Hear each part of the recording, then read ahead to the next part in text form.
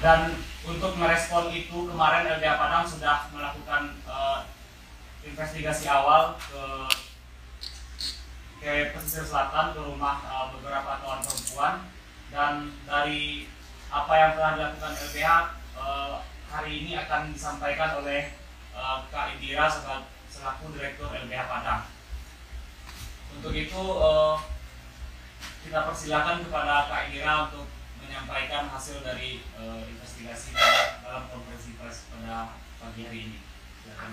Terima kasih Kevin, terima kasih untuk teman-teman yang sudah hadir di konferensi hari ini.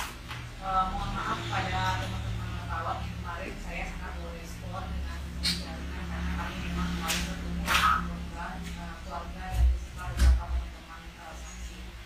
Kasus ini kami dampingi bersama LBH Padang, Resisi Mengenai Perempuan, PKB Sumbar dan Aksi Sumbar, tapi karena 3 organisasi lainnya berhalangan hadir juga mendampingi kasus lainnya, jadi hanya diwakili oleh kami. Si konferensi kita hari ini bagi kami perlu men-tackle soal berikan keadilan bagi perempuan korban prostitusi di pesisir selatan. Pertama, kami mengatakan dulu kepada korban tetap kuat dan semoga segera hilang dari korbannya, dan saya yakin dan percaya bahwa kita akan bisa mendapatkan keadilan hukumnya buat kedua orang korban perempuan saya yang ada di pesisir selatan.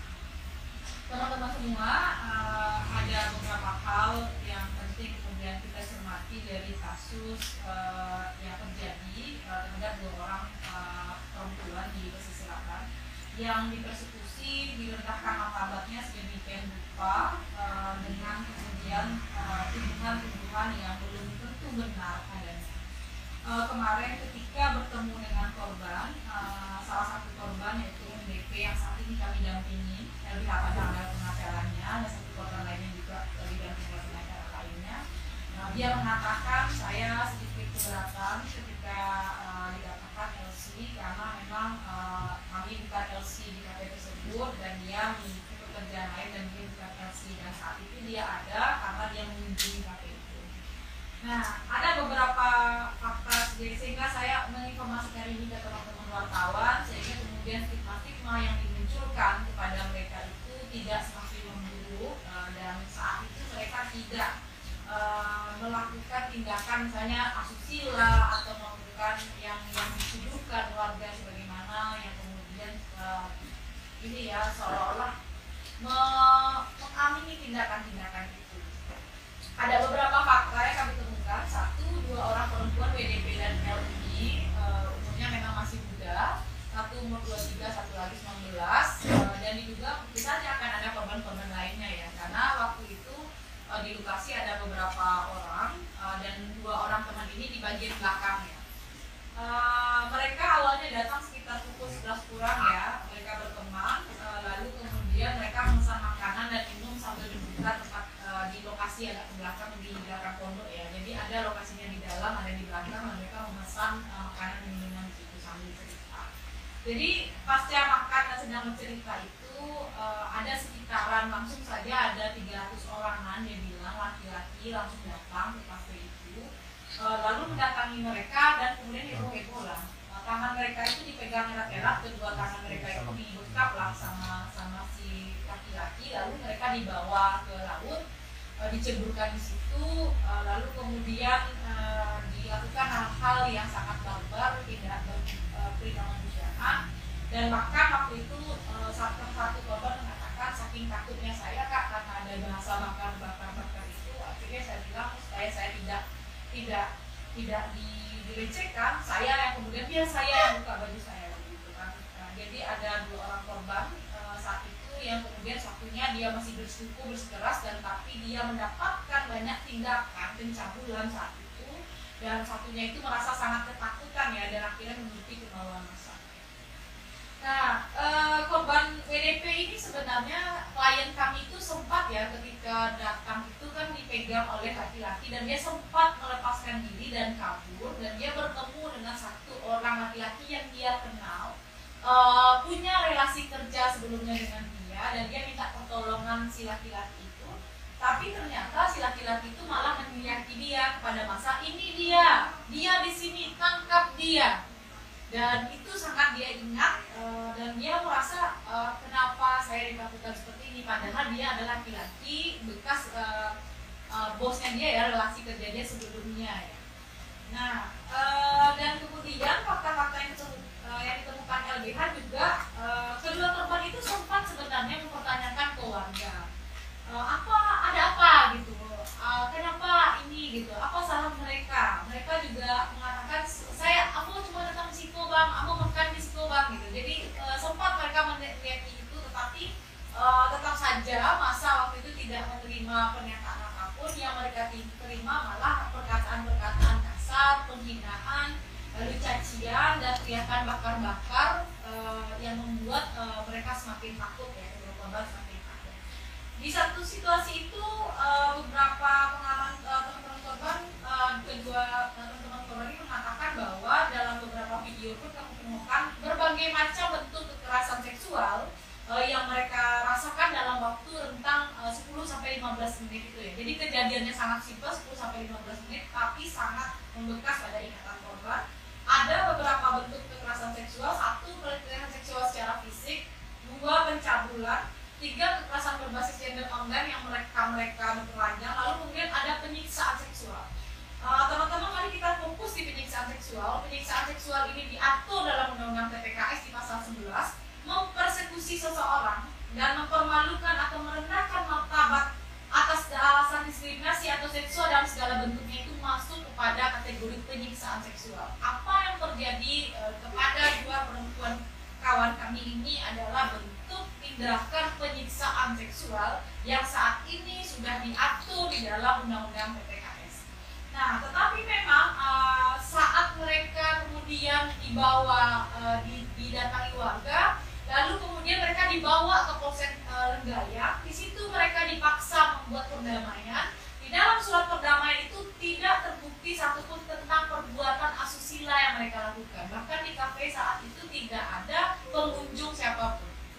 Jadi ada 3 item poin yang kemudian saya lihat yang terbukti itu hanya soal keluar malam ya, dan tidak mengulangi lagi. Jadi tidak terbukti dalam surat perjanjian yang ada di Polsek Lenggaya itu terkait tindakan asusila yang dituduhkan, seolah-olah waktu itu klien saya, kedua teman perempuan saya itu dia sedang menari lalu bertelanjang-telanjang, ada pengunjung, seperti itu. Itu pikiran yang diprovokasi dalam proses itu ya. Itu kami bisa katakan besar dugaan kami itu adalah tidak benar. Nah, itu situasinya teman-teman. Dan saat itu memang mereka tidak ada di ruangan karaoke, mereka di luar, mereka memakai baju biasa saja, dan mereka hanya kemudian mengobrol satu sama lain, hanya seperti itu yang mereka lakukan begitu. Makanya mereka, kalau teman-teman nonton video, ada satu perempuan L yang sangat fight back begitu ke warga, emang salah saya apa? Tega mana? Udah, aku salah kami dah. Makanya mereka itu bersikeras gitu, bingung mereka dan situasi bingung, aku ini salah apa gitu. Saya ini kesalahannya apa? Nah, gimana kondisi korban saat ini? Kedua orang korban sudah punya pendamping, satu didampingi LBH Padang, korban MDP, yang satunya punya pengacara lainnya. Saat ini kemarin saya sempat agak panjang bertemu dengan korban MDP. MDP ini punya keluarga, punya suami, lalu kemudian punya keluarga besar. Yang dia rasakan memang situasinya sangat terluka ya, harga dirinya, nama baiknya, dan trauma atas kejadian itu. Kemarin kami sempat bertanya, apakah kamu bisa tidur dengan baik, kawan gitu. Ternyata dia tidak bisa tidur dalam beberapa hari ini karena memang trauma yang cukup mendalam atas peristiwa itu. Dan kemudian yang dia inginkan, korban menginginkan untuk keadilan atas dirinya karena dia diperlakukan sangat tidak manusiawi dan barbar.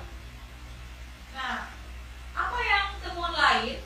Kami sempat kemudian mencari beberapa argumentasi pembanding ya, bertanya ke beberapa warga dan beberapa saksi, sebenarnya apa yang terjadi saat itu begitu. Kenapa persekusi itu begitu kejamnya terhadap kawan perempuan kami? Apa yang terjadi? Apakah tuduhan-tuduhan masyarakat itu benar gitu. Jadi ternyata kemudian ketika kami melakukan pemetaan aktor-aktor tertentu, beberapa aktor yang kami juga mengerahkan itu memiliki rasio ekonomi yang mirip dengan Cafe Natasha begitu ya. Dan kafe ini memang berganti pemilik dan saat ini sedang naik daun lah kafenya, gitu, rame rame kafe itu. Dia memang informasi awal yang kami terima, si pemilik kafe itu bukan orang kampung situ. Nah, lalu kemudian ada informasi yang kami terima juga, warga itu berasal dari 4 dusun di Nagari Pasir Putih Kambang gitu. Ada 4 dusun, ada beberapa 3 dusun yang sudah teridentifikasi oleh kami, dan kami akan menindaklanjuti kepada pemerintah Nagarinya apakah dia tahu situasi itu. Karena ada beberapa aktor-aktor pemerintah Nagari yang dikatakan hadir dalam proses itu, tapi kami masih mendalami informasi. Yang ketiga, mereka bukan LC ya di kafe tersebut ya, dan korban MDP itu baru mengunjungi kafe itu sebanyak 2 kali. Jadi kemarin sempat korban MDP mengatakan, kakak tolong informasikan ke teman-teman lain, saya bukan LC di kafe tersebut, saya memang pemain organ tunggal, penyanyi begitu. Tapi saat itu saya tidak melakukan perbuatan murni mengunjungi kafe tersebut begitu. Lalu kemudian ada teman lain memang polisi menerima laporan Komnas FDP ya dengan dugaan tindak pidana perbuatan tidak menyenangkan dan penyebaran konten porno. Agak kurang setuju ya dengan pasal yang digunakan oleh polisi ya. Nah, bagaimana situasinya? Satu, memang situasi yang kami lihat kedua kawan perempuan kami menjadi korban seksual berlapis. Di antaranya pelecehan seksual, fisik, pencabulan, KBGO, dan penyiksaan seksual. Dan tentu saja polisi harus memproses dengan undang-undang tindak pidana kekerasan seksual. Itu undang-undang yang sangat powerful untuk melindungi 2 kawan perempuan kami yang menjadi korban persekusi dan merendahkan martabat mereka dan disiksa secara seksual. Bahwa kawan-kawan harap kemudian memperkenalkan ini bagi saya dan kawan-kawan jaringan, tindakan yang terjadi terhadap 2 teman perempuan itu masuk kepada kategori penyiksaan seksual ya, karena dia melakukan tindakan persekusi dengan tuduhan yang belum tentu benar, ataupun benar tuduhan itu tidak pantas mereka lakukan dan mempermalukan atau merendahkan martabat atas alasan diskriminasi dan atau seksual dalam segala bentuknya. Jadi teman-teman, kami sangat miris sebagai kawan perempuan, video itu sangat melukai hati kami ya sebagai perempuan, bagaimana kemudian tubuh perempuan itu dianggap sebagai objek untuk dieksploitasi, direndahkan, diremehkan, dan itu hampir tidak pernah kejadian buat teman laki-laki yang mungkin saja dia juga bersalah. Tetapi ketika teman perempuan kami masih saja dituduh saja baru gitu, belum bersalah, tetapi begitu penghakimannya besar terhadap teman-teman perempuan kami juga. Sehingga kami berpikir bahwa perbuatan ini kalau dibiarkan kedepannya akan berpotensi mengarah kepada femisida. Apa itu femisida? Kejahatan kebencian hanya karena jenis kelamin ke perempuan, dan itu bisa berujung pada hilangnya nyawa. Ingat teman-teman, di kejadian itu warga sudah mengatakan bakar, bakar, bakar. Hampir mereka kehilangan nyawa saat itu. Dan jika kemudian pemerintah diam, polisi gagal untuk menangkap pelaku, tidak budaya yang seperti ini, budaya buruk yang seperti ini akan kemudian melahirkan sikap-sikap yang bisa merujuk kepada femisida di kemudian hari bagi teman-teman perempuan. Itu dampaknya sangat luar biasa ya untuk kemudian keselamatan teman-teman perempuan. Nah, apa tuntutan kami dari jaringan? Satu, kami tahu tadi malam Polda Sumbar sudah turun di posko, ada pemeriksaan tambahan, dan kami ingin kemudian Kepolisian Daerah Sumatera Barat, Kepolisian Pesel, dan kemudian jajarannya itu menggunakan pasal-pasal yang ada dalam Undang-Undang TPKS. Salah satunya adalah pasal soal penyiksaan seksual, di mana kemudian di pasal 11 itu memuat tentang persekusi dan perendahan martabat yang berbau seksual, yang itu ancaman hukumannya adalah 12 tahun maksimal.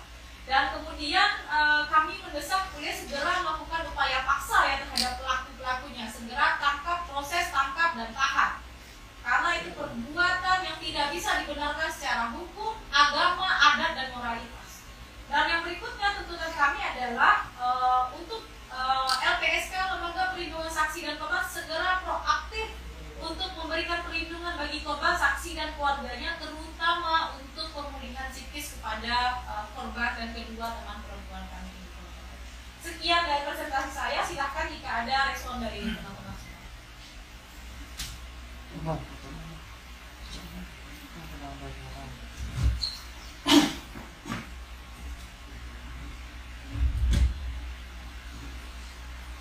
Silakan abang-abang, kakak, jika ada yang ingin dipertanyakan terkait penjelasan dari Kak Indira tadi, waktunya kita berikan.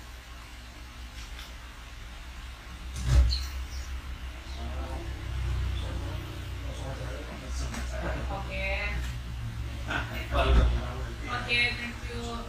Cukup berarti. Oke, terima kasih abang-abang, kakak, kita tutup konferensinya. Jika ada yang ingin dipertanyakan lebih dalam, silakan nanti atau di lain waktu kita bahas.